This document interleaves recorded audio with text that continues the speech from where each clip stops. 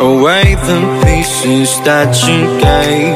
Betrayed in a way, often I'm stuck on my back. How could you do this? We've been through this for a while.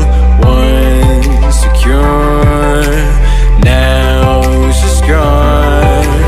Hold me not, keep me back my mind.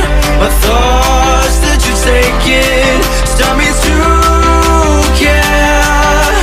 Could the night help me shut you out? She gave me a lesson not to go tonight, but I already